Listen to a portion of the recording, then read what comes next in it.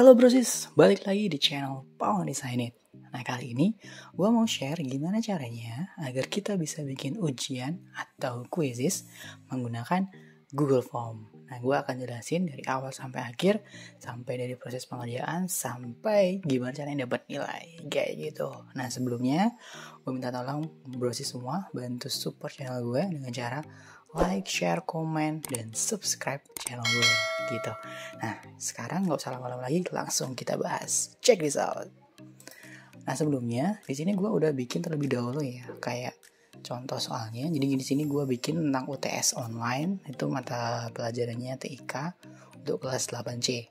Nah, ini contoh sih. Jadi gue udah sediain, gue udah bikin ada 5 soal, ini berkaitan dengan TIK. Jadi brosis kalau mau bikin soalnya terserah sih mau bikin soal kayak gimana, yang penting disesuaikan sesuai kebutuhan.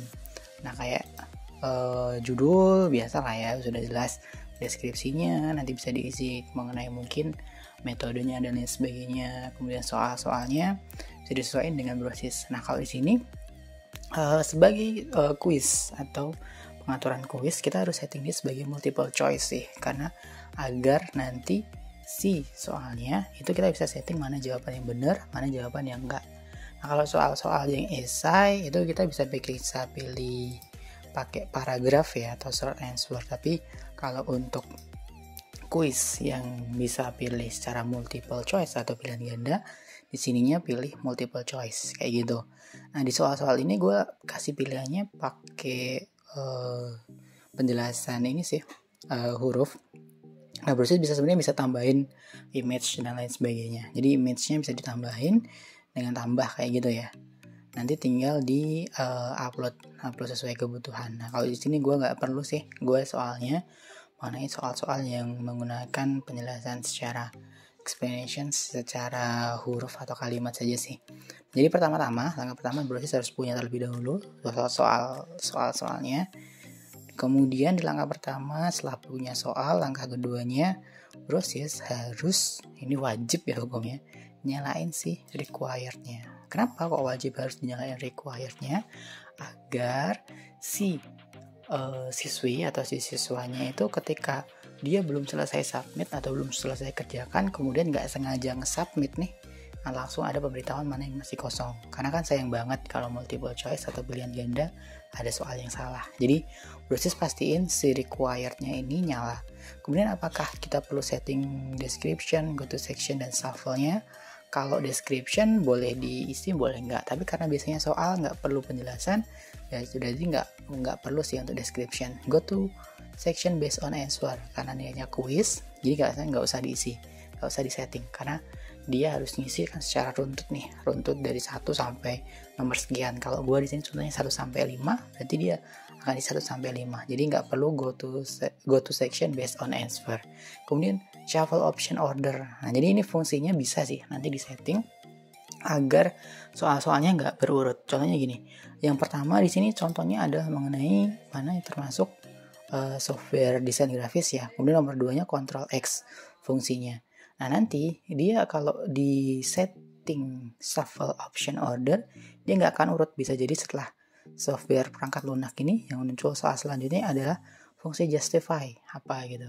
Jadi dia mengacak nomornya, mengacak urutannya, namun dengan soal yang sama. Itu fungsi dari si shuffle option order. Tapi jika memang brosis pengennya dia urut-urut saja, kayak urutan begini misalkan software desain grafis, Ctrl X, kemudian search engine, nah itu bisa tetap dibiarin kayak gini, nggak usah di setting shuffle option order kayak gitu.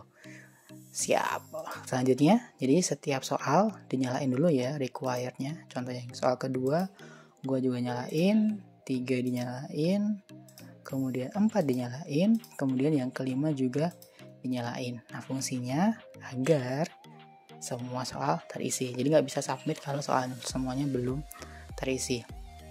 Nah selanjutnya setelah semuanya tersetting, kemudian kita masuk di setting. Kemudian di bagian general, brosis collect email address, centang.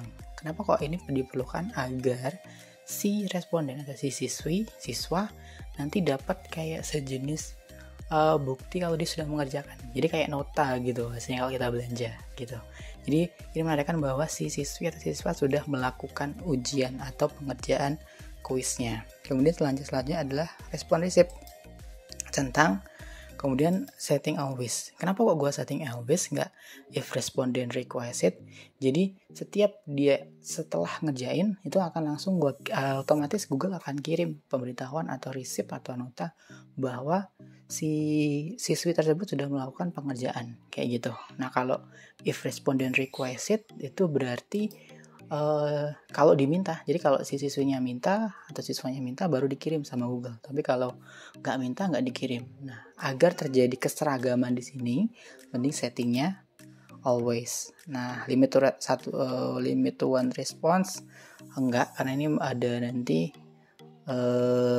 kayak revisi remedi gitu ya. Jadi ini nggak usah dicentang. Edit after submit kayaknya nggak perlu. Kenapa? Agar ya bahasanya kan ini kuis ya, jadi kalau sampai dia setting edit setelah ngisi nanti nggak kayak pertama kali ngerjain gitu, dia udah tahu soalnya.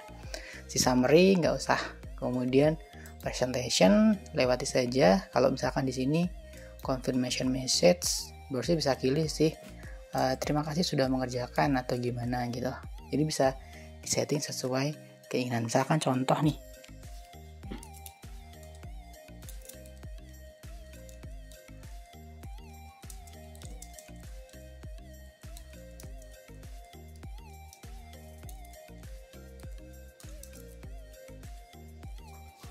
nah ini adalah contohnya, gue bikin terima kasih sudah mengerjakan UTS, good luck. Ini adalah contoh yang gue tunjukin agar setelah si siswi atau siswanya ngerjain akan muncul tulisan ini. Kemudian selanjutnya adalah bagian paling penting, jadi bagian quizzes atau di bagian kuisnya. Nah wajib bagi brosis untuk nyalain si make this a quiz agar soal-soal yang kita bikin tadi itu terdetek sebagai kuis kayak gitu. Nah kemudian release grade, jadi maksudnya nilainya nih immediately after each submission, jadi setelah submit kemudian langsung muncul maksudnya. Kemudian later after manual review. Nah karena kita sudah nanti selanjutnya akan setting kunci jawaban, makanya pilih yang immediately. Kalau later kayaknya nanti butuh waktu ya, karena kan review manual, sedangkan kita sudah multiple choice, jadi kita udah kasih kunci jawabannya nanti, otomatis pilih yang immediately saja. Miss question, centang, tiga-tiganya centang sih. Miss question ini fungsinya agar kalau ada jawaban yang salah, nanti akan ditunjukin jawaban yang benar mana. Correct answer, nanti menunjukin jawaban yang benar. Point value, nah masing-masing soal nanti dikasih bobot soalnya. Kan biasanya kalau kita sekolah itu misalkan soal 1 sama soal 2 bobotnya beda. Nah masing-masing soal nanti akan ditunjukin tuh value atau bobot soalnya, point value-nya. Kemudian kita save.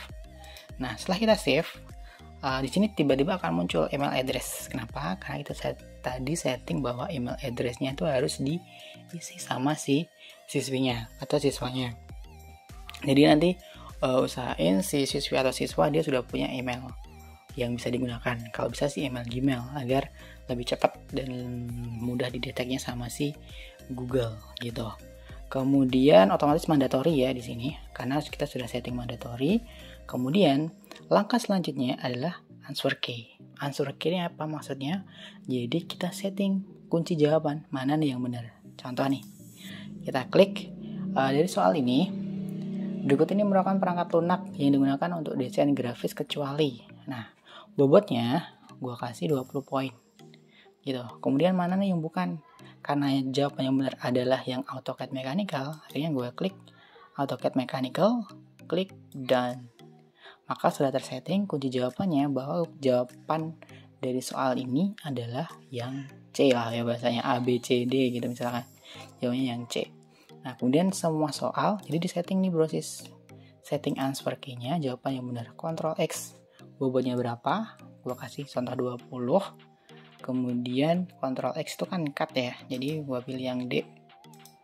Kemudian search engine di sini answer key-nya gue nyalain, gue kasih bobot 20, jawaban yang benernya yang ini. Kemudian apa nih, memblok poinnya 20 juga. Kemudian ini yang jawaban yang benar. Kemudian soal terakhir nih, answer key-nya gue setting, gue buatnya 20 juga agar nanti setiap soal 20 jadi 5 soal 100, justify, dan oke. Jadi kita sudah setting nih masing-masing soal bobotnya berapa, dan juga masing-masing soal udah punya jawabannya masing-masing. Nah, sehingga nanti ketika siswa mengerjakan, dia bisa langsung tahu nilainya setelah dia submit. Nah, contoh nih, ini total poin 100 ya ditunjukin.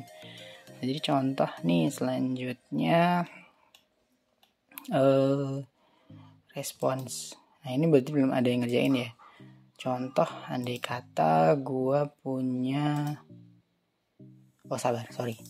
sebelumnya gue setting dulu nih, gue bikin link. Nah, link yang ini, shortcut link ini agaknya lebih pendek ya, bisa di share ke siswa-siswa untuk dikerjakan. Jadi link ujiannya ya, nanti masuk contohnya di sini, gue paste. Ini contoh sih.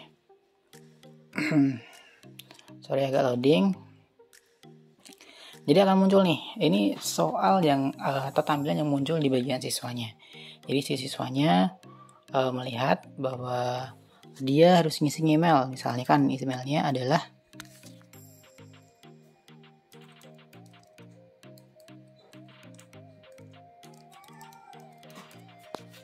ini misalkan email si siswanya. Nah, kemudian dia ngerjain nih, misalkan apa ya, misalkan dia kerjain, kemudian oke. Nah, andai kata dia sudah selesai, kemudian dia submit. Nah, setelah disubmit akan muncul terima kasih sudah mengerjakan UTS, good luck. Jadi yang pemberitahuan atau bahasanya tanggapan setelah si siswi atau siswa melakukan ujian akan muncul. Kemudian di sini ada pilihan view score. Inilah fungsinya kita tadi setting bahwa bisa langsung dilihat nilainya. Setelah di view score, dia akan tahu, nilainya 100 nih, 100 per 100. Nah, karena jawabannya semuanya benar. Jadi kelihatan nih semua jawaban yang benar. Yang benar mana gitu. Nah, contoh, sabar, kita setting dulu responnya deh. Di sini responnya kelihatan tuh proses. Si contohnya nih. Nah, si Ranjek 22 ini dapat nilai 100. Skornya kita belum rilis. Kemudian kelihatan yang benar mana, salah mana. Jadi baru ngerjain soal satu nih, ada satu orang yang sudah ngerjain. Nah, tapi misalkan ada ini, misalkan siswa lain ngerjain, contoh nih.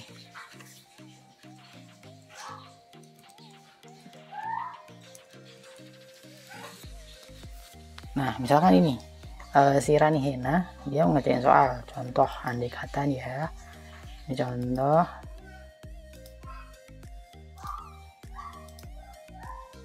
Nah, setelah dia submit, dia bisa lihat langsung skornya berapa. Oh, ternyata soal dia cuma bisa bener 60. Nah, tapi kemudian dikelihatin tuh mana yang salah. Oh, ini yang salah. Harusnya yang bener AutoCAD mekanikal. Oh, ini yang bener. Oh, ini salahnya di mana? Harusnya mana yang bener.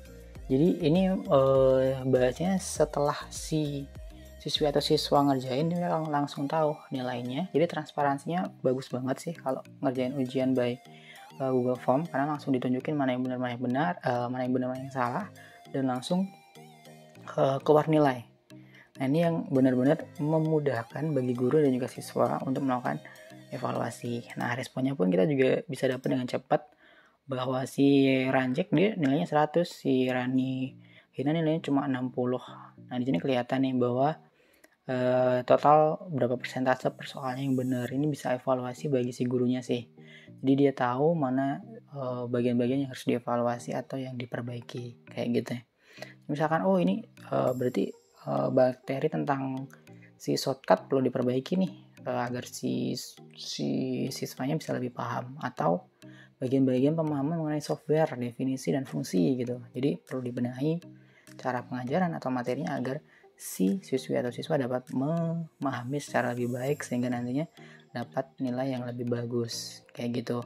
Jadi itu sih langkah-langkah gimana cara bikin kuis atau ujian menggunakan Google Form. Jadi langkah pertama tadi setting mandatorinya, kemudian setting answer key-nya, kemudian setting bagian setting mengenai general dan quiznya. Nah setelah itu Brosis bisa dapat nilai, dapat rekapan, si siswa dapat mengerjakan mudah karena sekarang lagi pandemi sehingga nggak bisa tatap muka, harus ujian online. Kemudian dia juga bisa lebih mudah dalam melakukan koreksi dan evaluasi karena nilainya bisa lebih cepat kita rangkum dan si siswanya nggak perlu dakdikduk untuk tahu berapa nilainya, dan dia bisa lebih cepat evaluasi perbaikan mengenai apa yang harus dia perbaiki ke depannya agar nilainya lebih bagus lagi. Nah, itu Brosis sekian dari gua untuk materi kali ini, untuk materi pembuatan kuis. Nanti untuk selanjutnya misalkan Brosis bingung atau masih ada pertanyaan mengenai materi atau tutorial ini, Brosis bisa langsung komen di bawah, nanti gua jawab, atau bisa langsung hubungi kontaknya di bagian kontak. Nah, sekian dari gua. Sampai ketemu di tutorial selanjutnya. Salam desainit.